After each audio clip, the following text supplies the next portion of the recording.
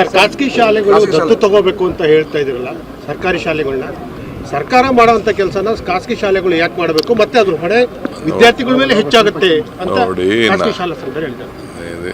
ನನ್ನ ಹತ್ರ ಹೇಳಿ ಅವರು, ಖಾಸಗಿ ಶಾಲೆಯವರು ನನ್ನ ಹತ್ರ ಹೇಳಿ, ನಾನು ಆಮೇಲೆ ಮಾತಾಡ್ತೀನಿ. ಅದು ನನಗೂ ಅವ್ರಿಗೂ ಇರೋಂಥ ಒಂದು ಒಪ್ಪಂದ. ಖಾಸಗಿ ಅಂದರೆ ಎಲ್ಲ ಶಾಲೆಗೂ ಅಲ್ಲ, ಎಲ್ಲ ಶಾಲೆಗೂ ಅಲ್ಲ, ಅದೊಂದು ಲಿಮಿಟೇಷನ್ ಇದೆ. ಕೆಲವು ಒಳ್ಳೊಳ್ಳೆ ಶಾಲೆಗಳು ಹಳ್ಳಿ ಗ್ರಾಮೀಣ ಪ್ರದೇಶದ ಶಾಲೆಗಳಿಗೆ ಅವ್ರ ಮಟ್ಟಕ್ಕೆ ತೆಗೆದುಕೊಂಡು ಹೋಗ್ಬೇಕು. ಸಪೋಸ್ ಯಾವುದೋ ಒಂದು ಬೆಂಗಳೂರಲ್ಲಿ ಶಾಲೆ ಇದೆ, ದೊಡ್ಡ ದೊಡ್ಡ ಶಾಲೆ, ಅನುಕೂಲವಾದ ಶಾಲೆ, ಒಳ್ಳೊಳ್ಳೆ ಫೀಸ್ ತಗೋತಾ ಇದ್ದಾರೆ. ಅಂಥ ಶಾಲೆಗಳು ಗ್ರಾಮೀಣ ಪ್ರದೇಶದ ಮಕ್ಕಳಿಗೆ ಅವ್ರ ಸ್ಟ್ಯಾಂಡರ್ಡ್ಗೆ ಈಗ ಒಂದು ಯಾವುದೋ ಒಂದು ಸ್ಕೂಲಲ್ಲಿ 4-5 ಟೀಚರ್ಸು ಬಾಕಿ ಇರ್ತಾರೆ. ಸೊ ಅಂಥವ್ರಿಗೆ 4-5 ಟೀಚರ್ಸ್ಗೆ ಅವರು ಶಾಲೆಯಿಂದ ಕಳಿಸಿ ಅವ್ರು ಪ್ರಯೋಗ ಮಾಡಿ ಸರ್ಕಾರ ಶಾಲೆಗಳಿಗೆ ತೆಗೆದುಕೊಳ್ಳೋದು. ಸೊ ಅನೇಕ ದೊಡ್ಡ ದೊಡ್ಡ ಬಿಸ್ನೆಸ್ ಮೆನ್ ಇದ್ದಾರೆ. ಒಂದು CSR ಪಾಲಿಸಿ ಮಾಡಿದ್ದೀವಿ. CSR ಪಾಲಿಸಿಲಿ ಏನಿದೆ ಅಂತಂದರೆ, ಅವರು 2% ಹಣ ಸಂಪಾದನೆ ಮಾಡೋ ಹಣನ ಅವರು ತಗೋಬೇಕು ಅಂತ, ಏನು ಅವರು ಖರ್ಚು ಮಾಡಬೇಕು ಅಂತಿದೆ. ಒಂದು ಏನೇನೋ ಕ್ರೈಟೀರಿಯಾ ಇದೆ, ಯಾವ್ಯಾವುದೋ ಕೆಲಸಗಳಿಗೆ ಮಾಡ್ಬೋದು ಅನ್ನೋದು ಕ್ರೈಟೀರಿಯಾ ಇದೆ.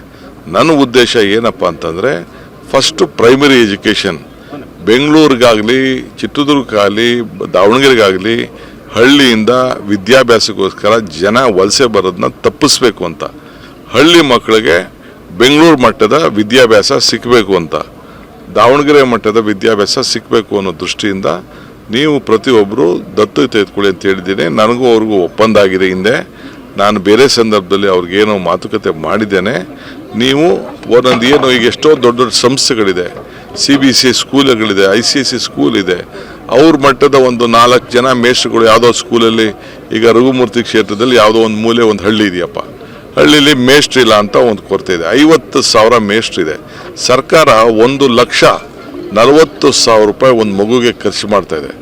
ಆದರೂ ಕೂಡ ನಾವು ಕ್ವಾಲಿಟಿ ಎಜುಕೇಷನ್ನ ಮೊದಲಿಂದನೂ ನಾವು ಮಾಡೋಕ್ಕಾಗಲಿಲ್ಲ. ಆ ದೃಷ್ಟಿಯಿಂದನೇ ನಾವು ಪ್ರೈವೇಟ್ ಅವ್ರಿಗೆ ರಿಕ್ವೆಸ್ಟ್ ಮಾಡಿದ್ವಿ. ಅವರೆಲ್ಲ ಭಾಳ ಸನ್ನದ್ಧರಾಗಿದ್ದಾರೆ, ಅವ್ರು ಮಾಡ್ತಾರೆ.